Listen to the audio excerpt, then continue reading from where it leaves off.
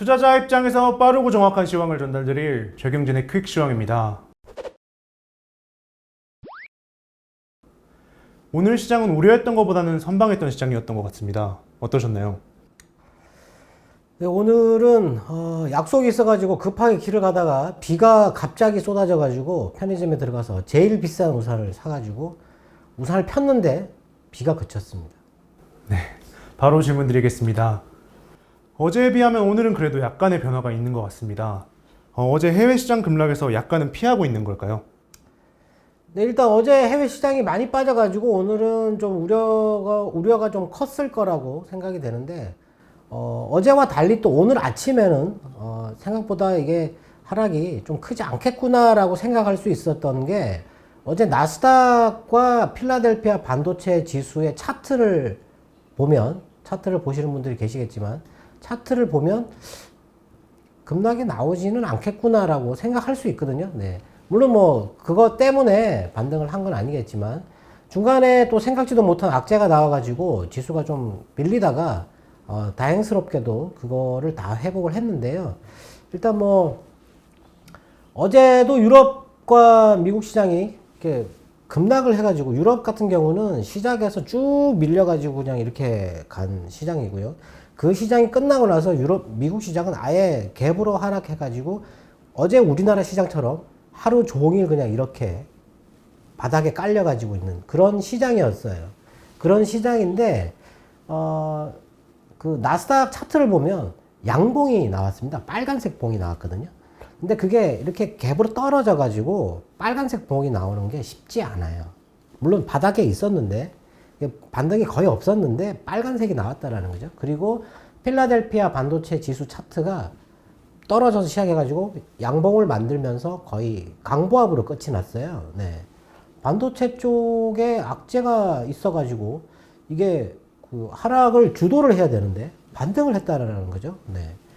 그래서 좀 희망이 있었지 않았나 싶은데 어제와는 완전히 다른 그런 흐름을 보였다. 이렇게 생각하면 될 것 같고요. 어제 제일 중요한 게 뭐였냐면 유가 폭락이에요. 유가 폭락. 유가가 66달러까지 폭락했죠. 7% 넘게 폭락했는데 유럽 시장에서는 유럽 시장 열려가지고 끝나기 거의 전까지는 유가 시장이 안 열려요. 왜냐면 이게 미국 시장에서 열리는 거기 때문에 이게 쭉 빠져가지고 있다가 유가가 이게 폭락을 해가지고 그러니까 이제 미국도 정유주하고 뭐 이런 것들 다우존스에 들어있는 것들 빠지니까 다우가 크게 빠져서 시작을 했죠. 유가가 많이 빠진다는 얘기는 경기가 둔화된다는 우려가 제일 많이 반영이 되는 겁니다. 근데 이번에 증산을 하기로 합의를 했지 않습니까? 그것 때문에 조금 빠졌잖아요. 그래서 그 효과가 좀 있긴 한데 어제 빠진 거는 급락은 경기 둔화 우려다. 예, 이렇게 봐야 될 것 같고 그 외에 뭐 나머지 뉴스는 뭐 바이든 대통령이 그 페이스북에 대해서 아주 공격적으로 얘기를 했었다고 했는데 어제는 또 페이스북 얘기를 한 게 아니고 페이스북을 이용해서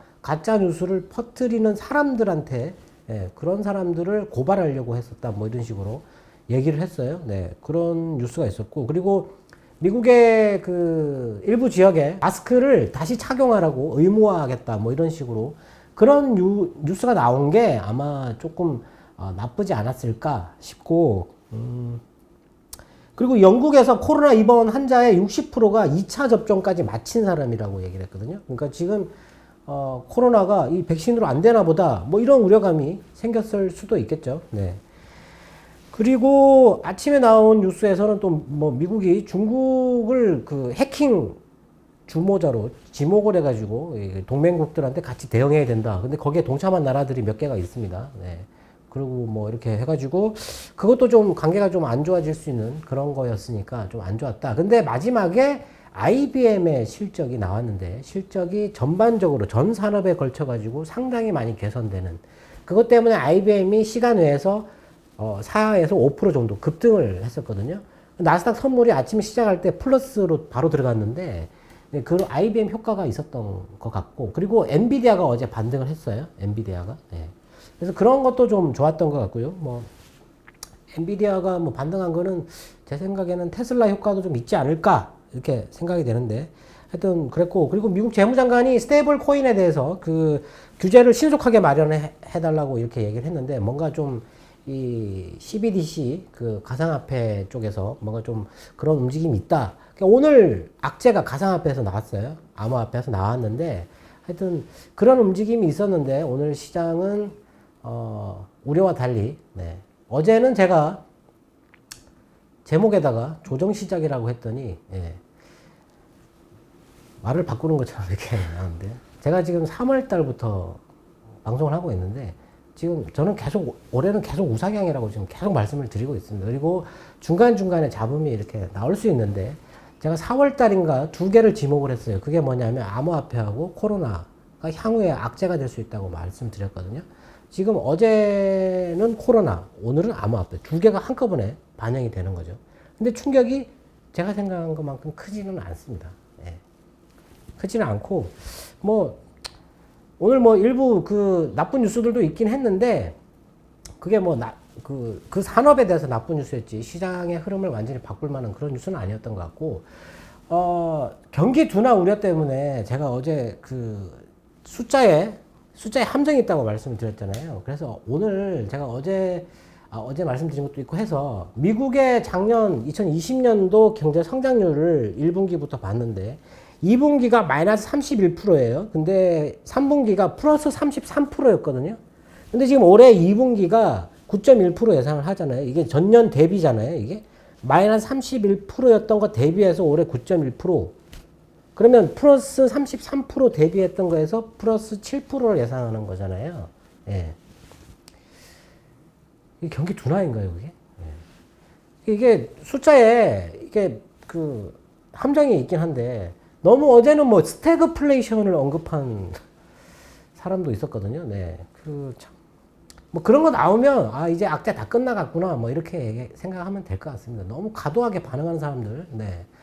스태그플레이션, 네. 경기 침체인데 물가가 오르는 걸 스태그플레이션이라고 얘기를 하는데, 네. 그렇습니다, 오늘은. 네.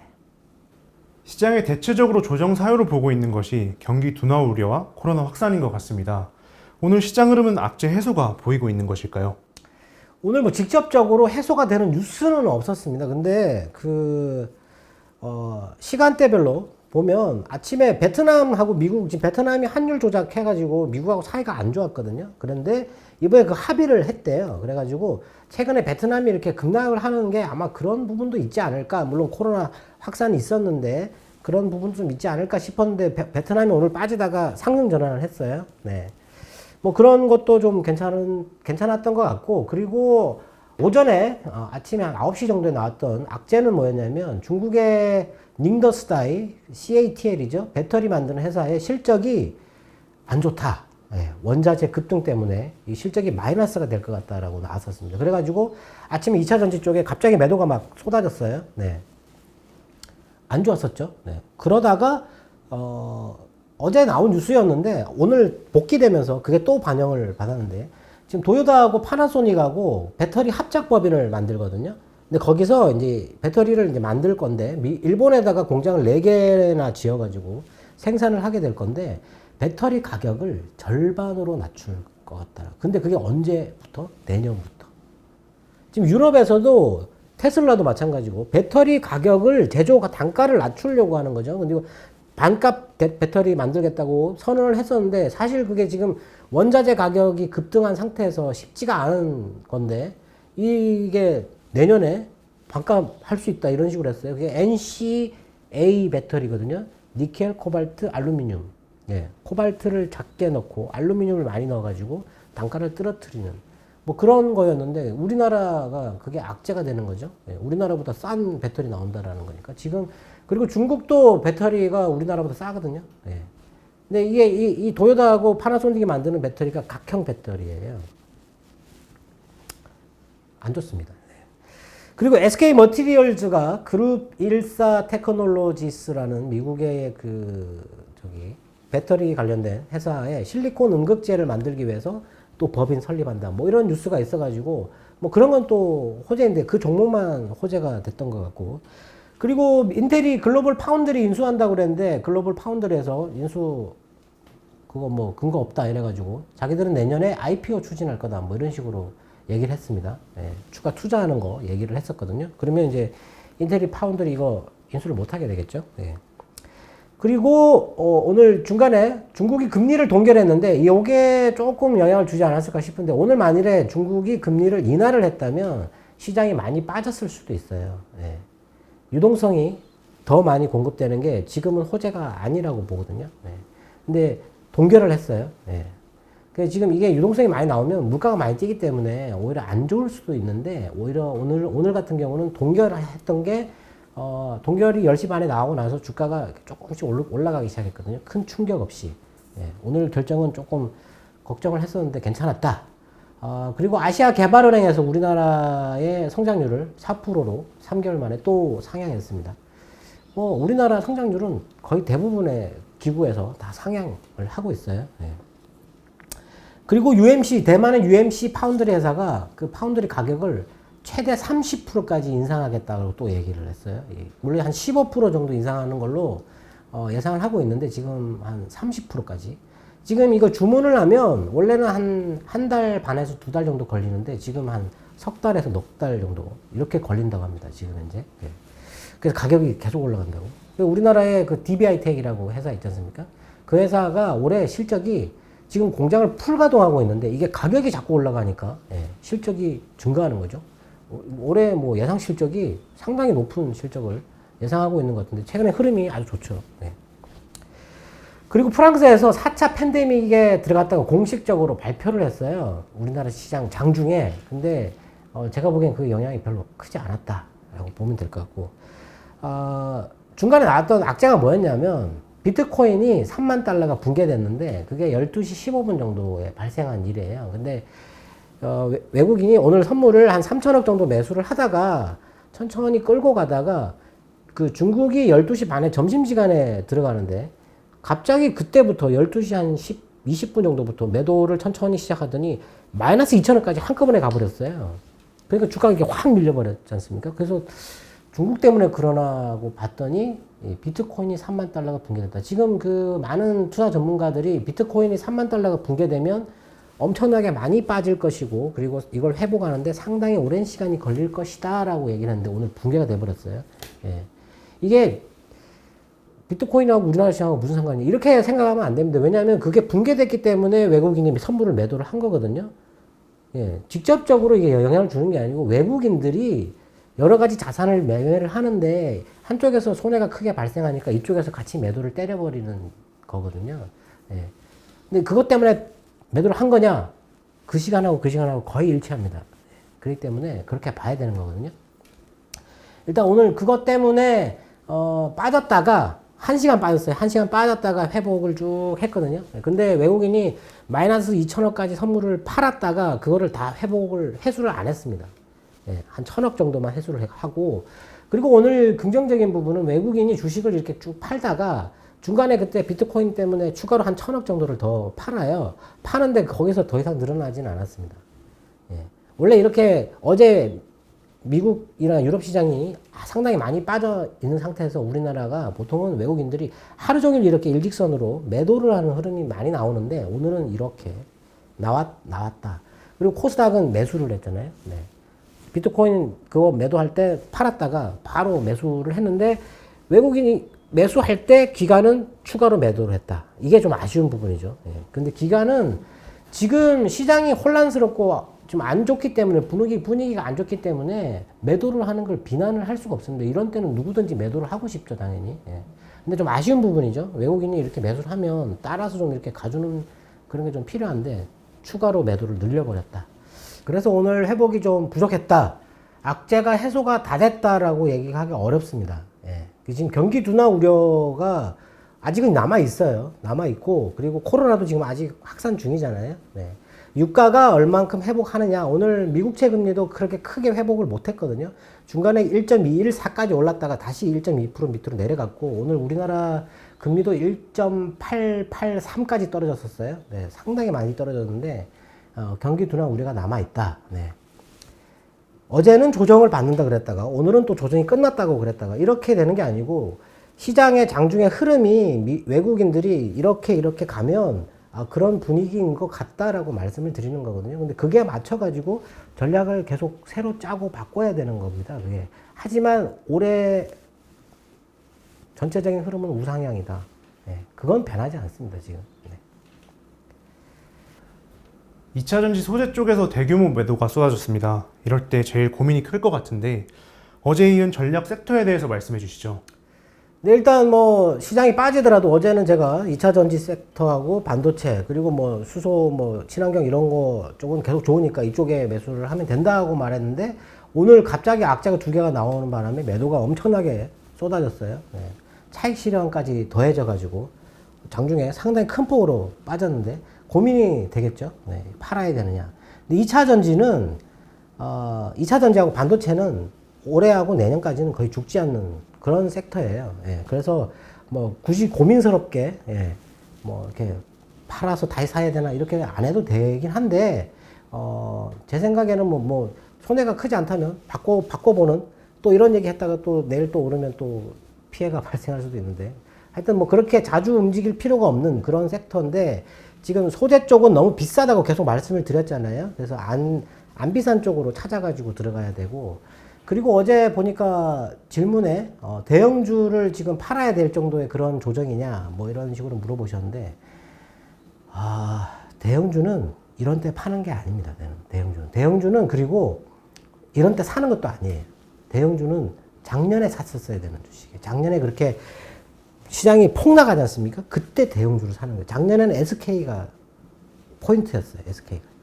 반토막이 넘게 난 대형주 중에서 우리나라 그 기업들 중에 자산이 삼성 다음으로 많은 그룹이 SK인데 SK가 작년에 코로나 때문에 반토막이 넘게 났었어요. 10만 원까지 빠졌거든요. 이 12만 원에 매수를 할 수 있었는데 작년에는 10만 원 밑에서 매수할 수 있는 종목이 많았어요. 현대글로비스도 그렇고 그리고 SK이노베이션도 그렇고 그리고 뭐 SK케미칼도 그렇고 SK도 그렇고 엄청나게 좋았던 기회들이 있죠. 대형주들이. 예. 그때 사는 거고 지금은 대형주를 시장이 엄청 크게 올라갈 그런 대세 상승기에 딱 진입하면 그때 사는 건데 지금은 사는 시기는 아니지만 파는 시기도 아니다. 예. 이 조정은 지금 이게 큰 조정이 아니에요. 이게 우상향으로 가는 거니까 큰 고민할 필요 없습니다. 그리고 반도체 부족 해소되면 자동차가 좋은 거예요. 그래서 자동차는 갖고 있어야 됩니다. 자동차는. 그리고 우리나라에서 지금 시가총액이 크다고 하는 것들 그게 반도체 그리고 2차 전지, 자동차, 그리고 서비스, 기술주 업종이잖아요. 뭐, 네이버나 카카오 뭐 이런 것들. 그리고 제약이지 않습니까? 예. 이런 것들은 그냥 갖고 있으면 되는 거예요. 그러니까 지금 미국에 투자를 하더라도 큰 기업들 위주로 들어가는 거 있지 않습니까? 그런 거 사면 그냥 굳이 뭐 안 바꾸고 갖고 있으면 그냥 올라가게 되어 있습니다. 그렇게 보시면 될 것 같고요. 그리고 오늘은 뭐 대형주에서는 LG전자, 현대위아 오늘하고 어제부터는 아니죠. 며칠 동안 지금 계속 올라가는 것 같은데, 메타버스. 메타버스 보니까 미국의 ETF는 이렇게 많이 빠졌더라고요. 빠졌는데 우리나라만 지금 메타버스, 자이언트 스텝, 오늘은 덱스터가 많이 올랐고요. 그리고 위즈윅은 지금 많이 오르고 있는 상태고, 그리고 뭐 바이브 컴퍼니도 올라가고, 알테라도 올라가고, 이런 그 기술주들이 우리나라가 이렇게 올라가는 적이 진짜 처음인 것 같습니다. 자이언트 스텝 같은 경우가 상장을 할 때보다 지금 5배 정도 올랐는데 이렇게 올라가는 건 처음인 것 같습니다. 하여튼 뭐 그런 거 같고 그리고 환경 관련된 오늘 주식이 올랐어요. KC 그린홀딩스 그리고 KC 코트렐 이런 것들 수소도 빠지고 2차 전지도 빠지고 다 빠지는데 이거 환경 관련된 집진기 만드는 회사들 이런 거 올랐고 그리고 오늘 중국에서 토륨 원전을 건설했다라는 얘기가 있습니다. 토륨. 플루토늄이 아니라 토륨으로 원전. 그리고 오늘 두산중공업이 그 뉴스케일이라고 미국에 있는 소형 원전 기업에다가 추가 투자한다고 얘기를 했는데 하여튼 이 원전 관련된 소형 원전 관련된 부분 상당히 중요한 부분이고요. 그리고 오늘 뭐 넷마블, 펄어비스, 뭐 한미반도체 뭐 이런 것들 올랐고 그 SK 머티리얼즈, 동진세미캠, ENF 테크놀로지 뭐 반도체 관련된 쪽도 올랐고 제가 보기엔 어제 말씀드렸는데 반도체가 이제는 바닥을 조금 그릴 수 있는 그런 위치에 있다라고 말씀을 드렸는데 그렇게 되면은 이제 반도체가 좀 좋을 수도 있으니까 2차 전지와 같이 보고 있어야 된다. 대신에 싼 걸 찾아야 된다. 싼 거를 실적 대비해서 지금 PER이 너무 높지 않은 쪽, 그런 쪽을 찾는 게 중요할 것 같습니다. 오늘도 투자자분들의 궁금증이 해소되었길 바라겠습니다. 근데 지금 시장이 상당히 혼란스럽습니다. 지금 이게 조정의 시작인지 아니면은 또 조정이 끝난 건지 판단하기가 좀 어려운데 외국인들도 그런 관망을 보이고 있는 것 같아요. 지금 해외 시장 분위기를 봐야 되니까 우리나라 시장에서 판단하기는 좀 어렵고 제가 그 지난주에 빨간색 봉이 자꾸 나타나면 좋은 거라고 말씀을 드렸는데 그런 게 조금 나타나는지 확인을 해보고 진입을 하든지 뭐 그렇게 생각하시면 될 것 같습니다. 네, 저희는 여기서 인사드리겠습니다. 지금까지 최경진의 퀵시황이었습니다. 감사합니다.